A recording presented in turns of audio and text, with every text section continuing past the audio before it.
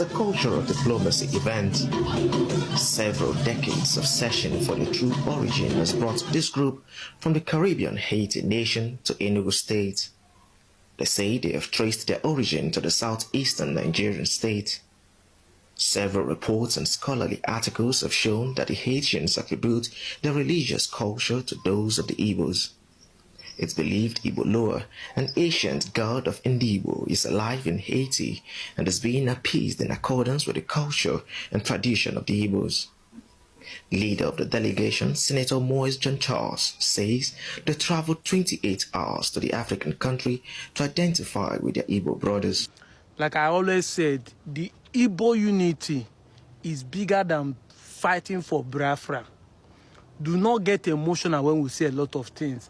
I see somebody telling me, I like you, but the fact that you are not talking for Biafra, you know, I say, look, everybody are not going to believe the same thing you believe, but you have to use sense and knowledge. You have to always think out of the box. You see the video about the Igbos in Haiti tracing their ancestral home back. These are people taken as slaves to go and stay in the Southern America. You know, when we are saying it all this, I say, there are Igbos in Southern America. Some people are arguing. You know, to stay, the evidence are there on the internet. We keep saying these things. So we are talking of Igbo unity. We are saying that every dialect, all ethnic groups that are speaking Igbo should unite. It doesn't matter location. When you're talking of Biafra, so that Igbo man in Haiti, will he now be fighting for Biafra when he has already become a citizen of Haiti? That's what we're talking about. Do not get emotional when people like us are speaking. Allow us to unite. Allow us. Let us be one first. Charity begins at home. Show love. Forget location. Forget location. Biafra is a location, it's not a tribe.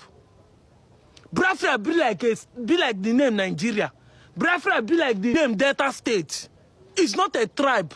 It's a name of a location for administrative purpose. So stop fighting for something that you great.